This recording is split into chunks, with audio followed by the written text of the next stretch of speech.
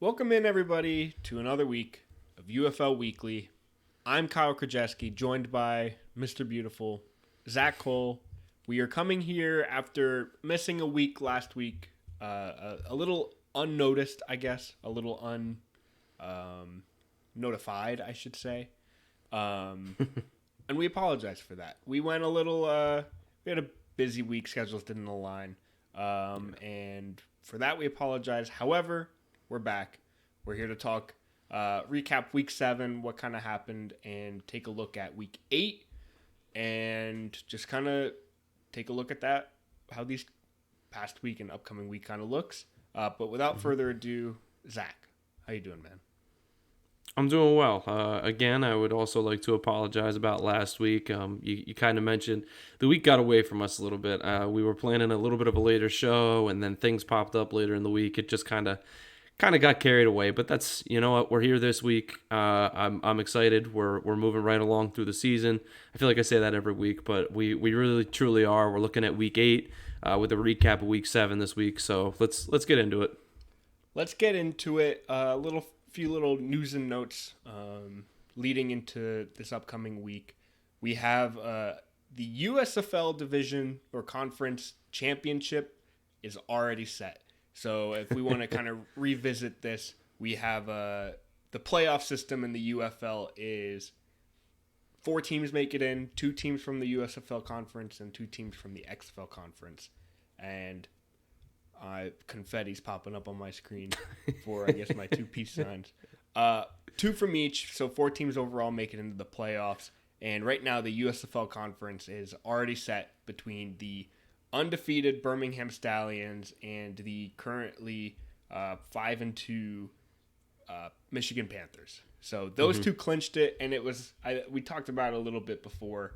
It's kind of a combination of the Roughnecks and the Showboats being bad. They're both currently sitting at 1-6. Combination, I mean, obviously Birmingham is undefeated. I think they clinched this last week, like prior to week 6 or week 7. They nailed this. They were in no matter what. But then the Panthers snuck in this week, and I mean, right off the bat, makes sense. I think we talked about this a few weeks ago, that it just checks out with our power rankings video that these were the teams that we kind of expected to be here. And it just, as the weeks went on, kind of made sense and kind of verified that, and now it's officially set. USFL Championship, Stallions, Panthers. Yeah, a little fun tidbit about that too is the 2 will actually play each other in week 10. And then they'll play the following week to determine the USFL champion, which is a strategic kind of thing. It'll be really interesting to see what happens. Do they rest guys? Do they go with a different strategy, back-to-back games? Do we see the Stallions play Matt Corral instead of Martinez? What are we going to see in that game in week 10? I mean, who's to say? It's really a whole different world, especially in a do or die game the following week. It's a strategic kind of planning scenario where I think anything's on the table for both of those matchups, quite honestly. Yeah, I think we can also kind of ask the same question for the upcoming weeks. I mean, we've still got 3 weeks left of the season to go, and these are 2 teams who, obviously, I think the bigger picture here is that these players want to play, get more game film. That's why they're playing in the spring league anyways. They want to basically showcase themselves for the NFL or to move forward in their careers. And sitting out or resting these next 3 weeks for a UFL championship, I don't think is on the table for a lot of these guys. They want to still stay active. They want to still show off. The only thing I think that we may see is a little bit of Matt Corral kind of pop up on the Stallions at starting quarterback, just because we know the Stallions like to play back and forth on who their starting quarterback is. I could picture Birmingham kind of playing with the idea of, let's throw Matt Corral out here, get a little bit of him warm and ready for the playoffs, and then go right back to hot hand, who's the best quarterback going into the game. However, Adrian Martinez is hard to bench in any league. He is consistently dominating. Well, and there is such a thing too as a team that's going into a bye week and then trying to come off and play a game. There sometimes you get rusty. There's such a thing as an undefeated kind of juju going on, and that's what we see with Birmingham. If they were to maybe get knocked off and lose that game, that first game, would that spark a losing streak? There's like a lot of factors at play that I think that they also need to be cognizant of. But that's why the head coaches are getting paid the big bucks. That's why Skip Holtz is the man in town there. And you and I are just kind of here speculating about it. But it'll be fun to watch. And I think for Michigan and Birmingham, I think both of them are really quality teams. Obviously, Birmingham is the cream of the crop, but I don't think Michigan is anything to sleep on or ignore either. They're definitely, I would say, in that upper echelon of teams in the UFL here. Yeah, I think if anything, we see a little bit of these teams getting a little fancy, maybe trying some different defensive schemes, trying different attacks to different offenses.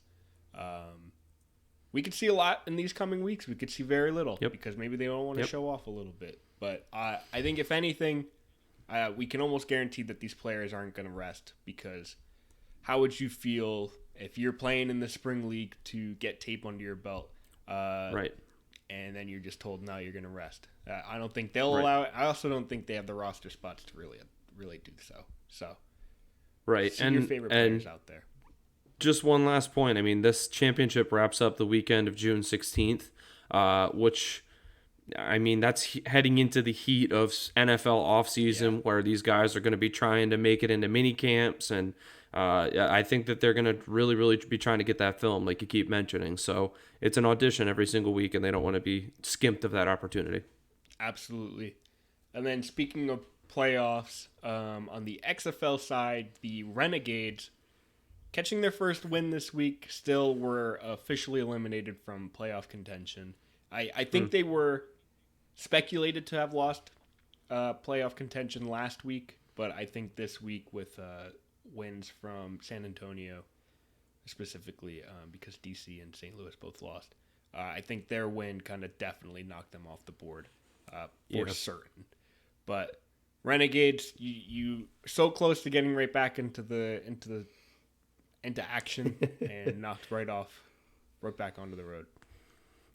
Well, and that wasn't obviously to any what's the word I'm looking for? That was despite our MVP of the week this week, which I'm jumping the gun a little bit on, but I do want to shout him out. Luis Perez earned our UFL Weekly MVP of the Week award, which is good for like a coupon at your local ShopRite or wherever you do your grocery shopping. It's not good for much, but he did go for 296 pass yards and 3 touchdowns. So and a win. You know what? That's kind of the in the UFL, only 4 of those get handed out a week, and Luis Perez can say he was one of the guys that finally got one. So he is our MVP of the week here at UFL Weekly. I think my ultimate goal for the UFL Weekly MVP of the Week award is for it to kind of show up on these players' Pro Football Reference profile, similar to, I think famously, Mitch Trubisky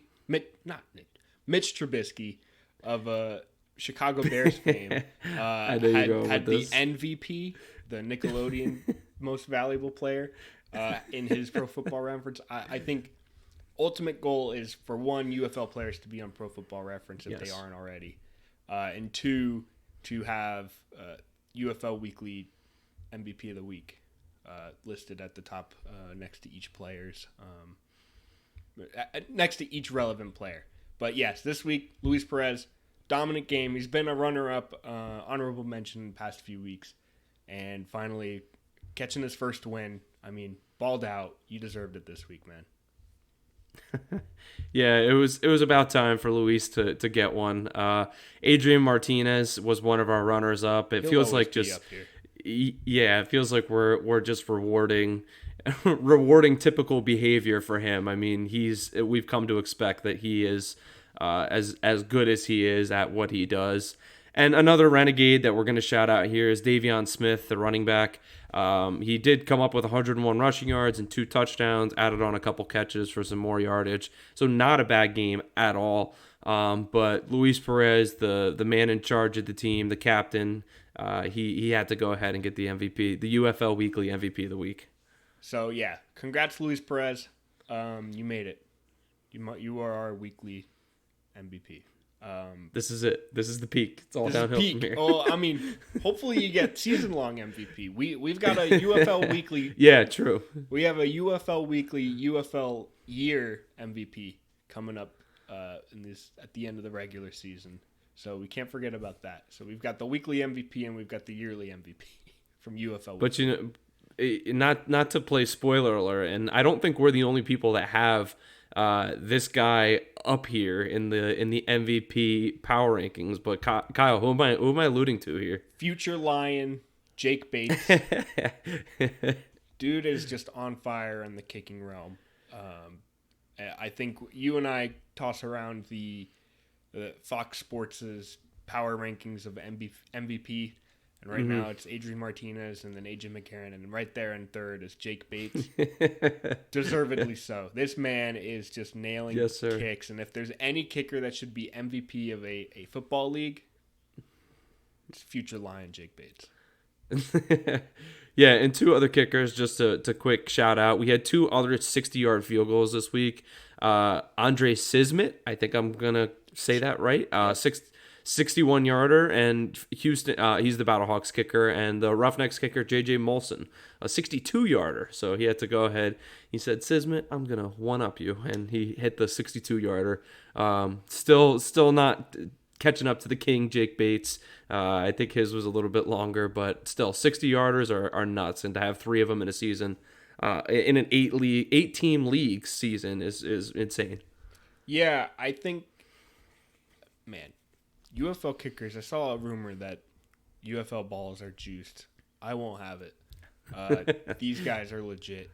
And of all the kickers in this league right now, I think we're going to see a good chunk of them, both in training camps and for the NFL and sign on to make rosters for the upcoming season. Yeah, I mean, when you think about how many questionable kickers there are in the NFL at this point, a lot of them are familiar names, but when you see guys, I feel like we've brought up this storyline over and over, but like when you see Brandon Aubrey go out there and win a spot, that gives hope to these guys that just need a shot. Not only win a spot, but be one of the best in the league this past season. Dominant. Yes. Just proves that this is a pathway, and these guys are continuing that trend. And realistically, I'm belaboring a point here, but realistically, if the balls are juiced, I mean, it still takes an incredible amount of skill to kick it precisely between these two uprights that are 65 yards, are 65 yards away from you. Yeah, I think they're not juiced. I think that's just a rumor that I saw that was genuinely just like the fourth tweet down from a kickoff, one of these 60-yard highlights.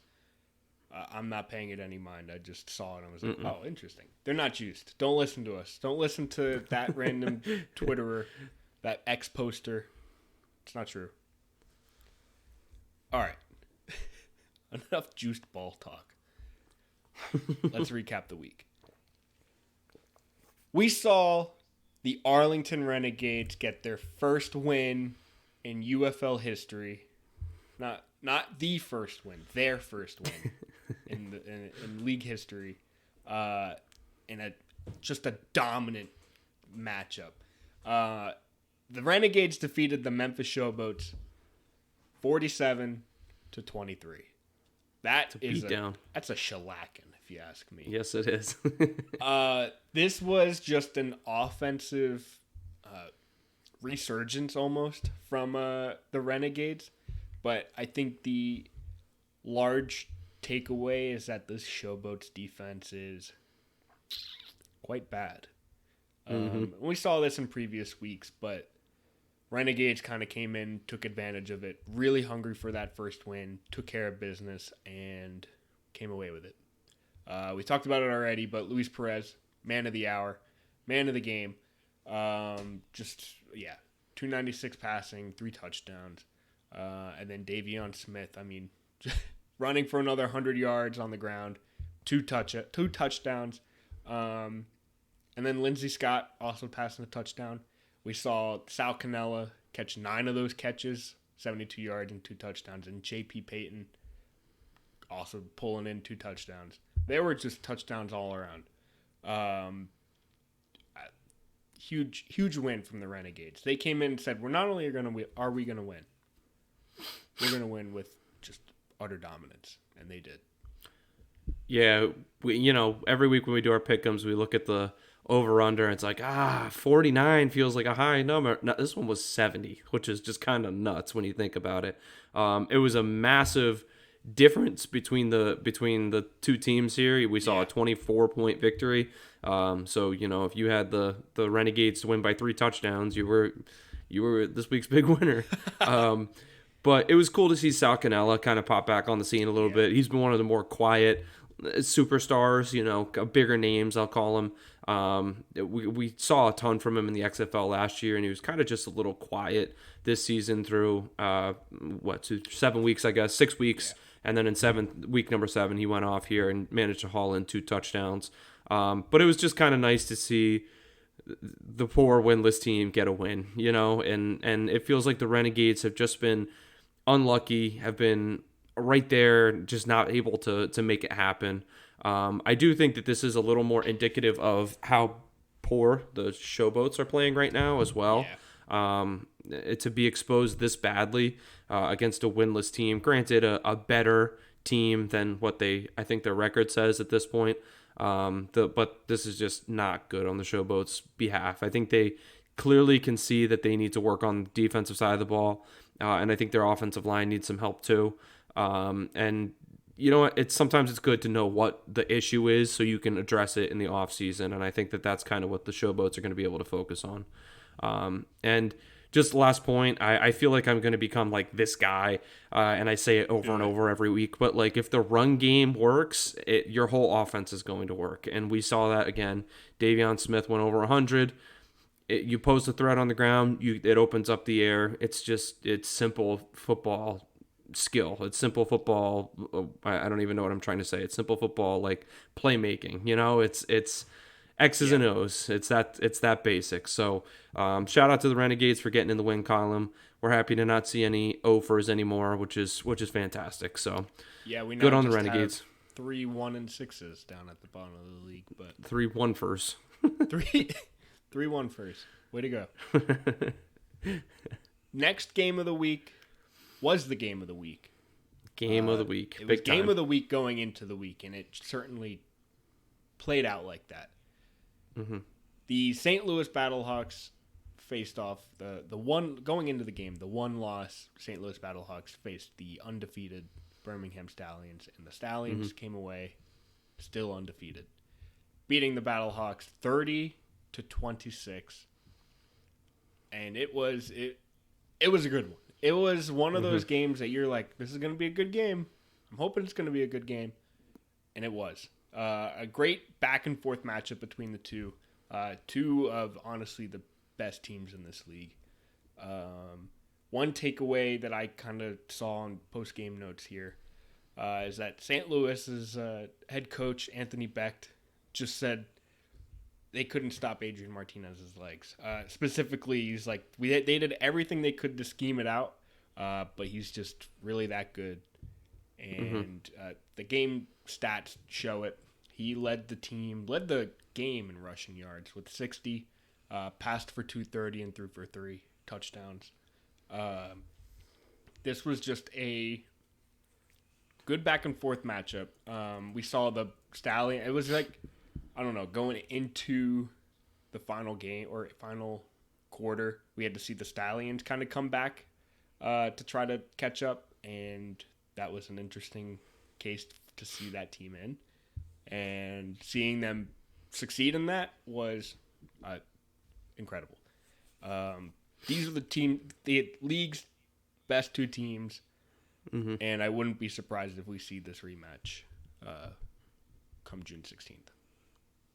Yeah, I'm almost looking forward to it already, but I don't want to count my chickens before they hatch here because we know anything can happen in this playoff format. But what a game. And you hit the nail on the head talking about it was neat seeing the Stallions come from behind. I think it showed that they are a very quality team. I can't find the word game plan wise. I think that's what I'm looking for. Not just a great team of great players, but they can also play the game of football the way that it's meant to be played, and they can come through and win a game even when they're not in the perfect position, or even when they're not cruising for 4 straight quarters. So I do think that we are going to see these two teams rematch in the championship, but I wouldn't be upset seeing the Battlehawks and the Panthers, or the Stallions and the Brahmas. I think any matchup that we get in the championship is going to be a great game.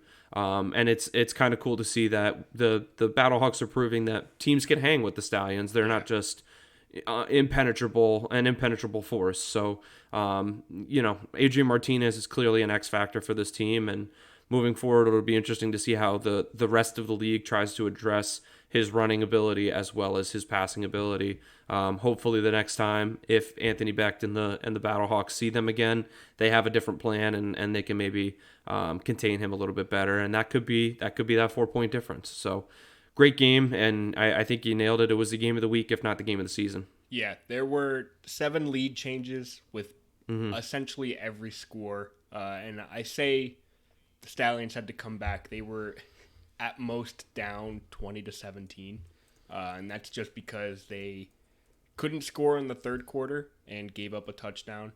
But that's nothing. These two teams are great, and I honestly don't see anybody slowing them down unless Birmingham takes the next 3 weeks a little easier.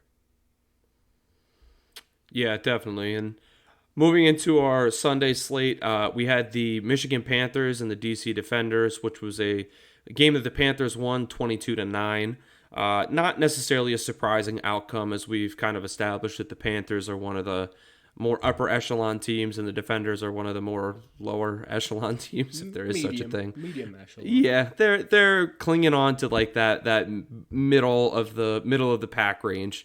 They're 3-4. They're not in the 1-6 basement with the other 3 knuckleheads, but they're doing okay. So this was a big game for the Panthers, though. They did clinch that playoff spot, like we talked about, with their win and with the I believe it was the Roughnecks losing, correct? Yep. Yes. Okay. So yeah, they clinched a win here. DC did have one great play where Ty Scott scored a 70-yard touchdown, but that was about it in terms of the scoring, obviously from their 9 points that they scored on the week. But Michigan just kind of played like a ground and pound defensive game where they just worked the clock and kind of limited possessions from DC. And that's kind of what we're seeing as Michigan's MO, which I think is a big part of the reason why they're a dangerous team, because they can really, really control the way that the game is being played. So, again, Michigan won 22-9 in this one, and that improved Michigan all the way up to 5-2. So, pretty impressive record for them, and they're looking down towards that week 11 or postseason, first week of the postseason matchup with the Stallions, round 3. Yeah, and you said it. The Panthers kind of had to really rely on the run game, and the Defenders were just letting it happen. They ran a total of 31 times, and I think that was kind of a large factor of that, or as to why they relied on that run game, is because they were kind of dealing with 2 backup quarterbacks here, kind of swapping back and forth between Bryce Perkins and Brian Lewerke, primarily because E.J. Perry's hurt, as well as Danny Etling and Bryce Perkins. They're just kind of not Bryce Perkins. Bryce Perkins play, but kind of dealing with some quarterback injuries. So they tossed in some backups, and we're just like, you know what? We're going to run it. If DC's going to allow us to run it, we're going to continue to do so. And Matthew Colburn specifically just kind of ran wild with it. Yeah, it was, Michigan, like I said, they play their brand of football, and they're proud of it, and you're going to get a defensive battle every time you step on the field with them. So good on them for getting the victory. And then our last game of the weekend, The Brahmas also picked up another victory, moving them to 5-2 as well. They beat the Houston Roughnecks by a score of 15-12. The Brahmas did come back in this one. They were down 12-3 in an offensive rip snorter, as we like to refer to it here at the company. But I mean, they did a great job of getting themselves back in the game. They had a 3-point conversion and a blocked punt, so it was just kind of a flurry of positive events for them that kind of got them back in the game and got them the victory, and they ended up hitting a 51-yard game winner to win the game. So just a resilient game from the Brahmas, and even though it wasn't the prettiest, only 27 total points scored. If you're down, we talk about it all the time. If you're down the right number of points in this league, anything's a game. And that was proved true here with the Brahmas being down 9. Pretty neat victory for them in the end. Yeah, I mean, can you imagine just the absolute hype you would feel as a Brahma when that special teams blocks the punt when you so desperately needed it? It's like, it's one of those things you pray for when you're watching the game and you're just like, oh, if they could just block this punt right here. And you're not expecting it to happen, but then it does, and it's just like... Oh. And you look at the guy next to you and you're like, oh! Oh, yeah, that's when everybody in the crowd just kind of like has that same thing, like, no way that just happened. No way that the thing that we said as a joke just took place. Yeah, just a bonkers kind of come from behind in the final 3 minutes, and the Brahmas really needed that. Specifically, I want to call out in this game, head coach Wade Phillips of the Brahmas just kind of said they couldn't get the quarterbacks going. So they kind of made a quarterback change from Quentin Dormady to Kevin Hogan. He basically said, we changed QBs because things weren't going good. Hogan played great, but I think he also noted, that we can kind of expect to see Dormady again moving forward, just kind of as long as the week in practice looks good Dormady-wise, I think they're going to still roll with Dormady, but who knows? I think that just kind of says Phillips isn't afraid to pull him out if he needs. He also noted that they were down so many D-backs that they had to play a corner at safety. So there's a little bit of injuries going on in the Brahmas world that I think Wade Phillips is really praying that they shake off as they try to nail in a playoff spot. Yeah, and that's the key there. We talked about the Stallions of the Panthers being in the luxury spot where they can kind of decide if they want to rest guys or get guys healthy, that kind of situation. The Brahmas aren't in that scenario. I think they need probably another win and a DC loss, and I think that would probably lock them into the playoffs if I'm kind of calculating that right. But if DC keeps rattling off wins and staying alive in that picture, it could be a little hairy for the Brahmas. But like you mentioned, Wade Phillips is just looking for that secure playoff spot so he can get some of his guys back in action. And maybe the Battlehawks will help out the Brahmas this week. I see they played DC heading into week 8 here, so that might be the one to put the nail in the coffin. Yeah, if we want to take a brief look at the XFL playoffs, which is still to take shape as the USFL has. The XFL playoffs are essentially between 3 teams now. St. Louis Battlehawks sitting at 5-2, San Antonio Brahmas sitting at 5-2, and then the DC Defenders sitting at 3-4. Realistically, though, I think the primary, if we want to talk playoff scenarios, if St. Louis beats DC this week, St. Louis is in. They lock the Brahmas in. Yep, for sure. It locks St. Louis in. Certainly locks St. Oh, Louis. I'm sorry. Yes, sorry. I think if San Antonio also wins, though, they may be in. I think, let me try to do some quick math here. Actually, I think so. Because DC has a win over San Antonio, it might be backwards. I think DC has to rely on San Antonio not winning out. But if they go... I would think just thinking off the top of my head, I would think if San Antonio wins, that puts them at 6-2.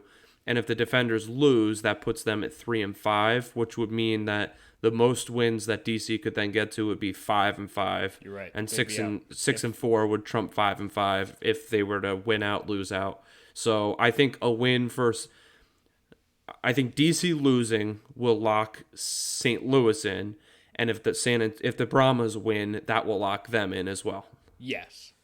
So basically, if these two 5-2 teams, St. Louis and San Antonio, win this week, they're both in. St. Correct. Louis basically clinches by the fact that they are, one, getting a win, and two, defeating DC, kind of knocking DC down a peg. That kind of keeps them in. DC can't let San Antonio win, essentially. DC can win out and jump up if these other two teams lose out. I just don't envision that happening. Specifically, Agreed. I see the Brahmas play the Stallions week 9, but the Battlehawks play the Renegades week 9, and the Brahmas play Renegades this upcoming week. And then week 10, they play each other. It's kind of interesting. It's kind of interesting. Hey, if San Antonio loses if any of these two teams, if DC wins this week, they've got a real shot at coming in. This is must-win territory for the Defenders. If they win this week, I would give them a very good chance of sneaking in. Yeah, it's that Brahmas Battlehawks week 10 matchup. Mm-hmm. But who knows? And what's interesting, Kyle, see is both of these teams win this week, and we see another week 10 preview. Yeah, I was gonna say, if both teams win and both teams lock themselves in, we're looking at a double week 10 repeat in week 11. The schedule makers can't be happy about that. No, and I'm trying to think, like, from a game scheme, how do you play that? I don't know. You call the commissioner and say, hey, let's just skip this week and we're just going to hop into the playoffs. If all four teams are clinched, I could. There's too much money for the league to make. I think there's too much money. I think the roster. I don't think the rosters are deep enough to just bench everyone and play backup. Yeah. You know, it's just a odd scenario. I think we'd see a lot of fun football. I could picture these two games just being like, let's just do it. We're not showing you anything this week. Let's have some fun. Yeah. Which, it's interesting. That'd be awesome. Would be. I'm rooting for that now. That also just means if those two games are locked in, the other two games are just for funsies. Yeah. Then we're just getting full mayhem week 10, and I'm here for it. All right. We are previewing week 10 way too hard when we're not even there yet. We've got week 8. And unfortunately for you, the listener, we do not have week 8 props or betting lines available to us at time of recording. My theory is because there's too many. What are the Panthers doing with their lineup now that they're clinched? What are the Stallions doing now that they're clinched? What do all these teams? I think there's too many quarterback injuries lined up for too many question marks at specifically starting quarterback, but also a lot of defensive players kind of injured. That these bookmakers are like, nope, we're not touching this for a bit. Understandable. Don't blame them. However, for us, we can't make our game picks, but I do want to highlight that week 6, because we skipped last week, both Zach and I went 6-2. So we're rolling here. I personally have yet to have a negative week. Zach's on a streak of some hot weeks here too. So next week we're back with real picks. This week we're just going to pick winners from each game. Yeah, and as I'm sitting here looking at the schedule, Kyle, I think we're probably going to end up being a little chalky here, with meaning that the favored teams are probably going to be our picks. But that's simply because the top 4 teams in the league all host this week against the 4 bottom teams in the league. So not to preview too much, but I guess I'll introduce the first matchup. The first matchup is Memphis at Michigan. The Showboats take on the Panthers at 4 p.m. on Saturday. So I think it's safe to say, do we both think the Panthers are going to win this one? Panthers are coming away with a victory. I think the defense is just too good. Looking at this week's lineup of games, we were one game away, one shift in teams from seeing 3 1-6 versus 5-2s. Yeah, we were. Yes, we There's a were. lot of 1-6s and a lot of 5-2s in this league. A lot of parity. That's crazy. Next game. And then the second. Go ahead, Saturday you got night. it. I got it. Saturday night, the Roughnecks sitting at 1-6 face the undefeated Birmingham Stallions.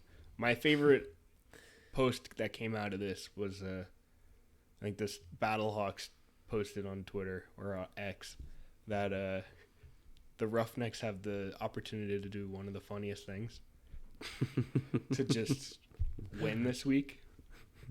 And boy, would I love to see that. But I don't think it's happening. Give me the Stallions. Even if it's Matt Yeah, it's in Birmingham. It's an undefeated team against a not undefeated team. I think Birmingham is probably going to win this one. I think so. Next game, we've got Sunday. At 12 p.m. Eastern. Probably the game of the week. Just because they're the closest teams and two teams fighting for something. We got the DC Defenders at 3-4 facing the St. Louis Battlehawks in St. Louis. Battlehawks are 5-2. I think DC. I don't think DC is going to win this one. They don't look pretty. I'd like to see DC win this one. It's going to be a tough one in St. Louis specifically. Yeah. So yeah, let's go St. Louis.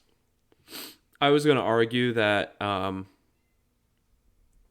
I have no idea what I was going to argue. Never mind. Give me St. Louis. If it were in DC, I think this would be a different argument. But in St. Louis, just gives them that extra fan factor. That dome. I remember what I was going to say. I was going to say I think that this is almost a little bit of a rivalry now. These two teams, so. just based off of their records, they've been pretty competitive with one another. But that's not changing my pick. I'm still going St. Louis in this one. They're in the Battle Dome, which is a big factor when it comes to these games. So I think St. Louis is the winner here. Perfect. Final game of the week. You got it. I keep trying to steal it from you. I'm sorry, dude. Nope. You got it. Our last one, Sunday, the 4:00 cleanup game in the evening is the Arlington Renegades taking on the San Antonio Brahmas at San Antonio. It is in the Alamo Dome, so I can't help but to think that this has to be San Antonio. But who knows? Maybe Luis Perez found some magic. He rubbed the genie lamp and got his 3 wishes, and maybe his 3 wishes are a win against a win last week, a win against the Brahmas, and maybe a win to end the season. So who knows? Yeah, we saw these two teams face off against each other. I think this was week 5. Yeah, week 5. Closer-ish one, 25-15. I think San Antonio comes away with another victory here. I think this Brahmas team, they're hungry. As I brought up, I think the last time these two teams faced, A.J. Smith, offensive coordinator for the Brahmas, has a lot of beef with the Renegades because they lost to them in the XFL playoffs last year. So he's going to try to pull all the stops again this game. Hopefully we see a lot of John Trey Kirkland. I've missed that man. We haven't seen a lot of him this season. At least this later half of the season. But, yeah, I think we're seeing a Brahmas dub in the Alamo Dome. Perfect. The Brahmas do definitely need to play better football than they did last week. They can't have 3 points with 3 minutes left in the game and expect to win this one, I don't think, especially against a team that just put up 47. So yeah, not happening. San Antonio. Yeah. Score a little bit earlier. Why don't you? Get it together. Get it together. They will. I think they will. They will. Yep. All right. That was UFL Weekly. Recapping Week 7. Previewing Week 8. Talking a little bit about UFL playoffs. Not too shabby. Zach, it was a pleasure chatting with you. If you're listening, if you're tuning in, thank you. We appreciate you. And thanks for dealing with us being MIA last week. If you're listening to us, you can watch our beautiful faces on YouTube at UFL Weekly. If you are watching us on YouTube, you can get us wherever you get your podcasts. Just search UFL Weekly. You will probably see us. And that's all I've got to plug. Zach, have a beautiful weekend. It's beautiful. You do the same, my friend. I can't wait to do it again next week. Can't wait. Count on it. you, the viewer and the listener. Thank you for tuning in. Talk to you next week. See you.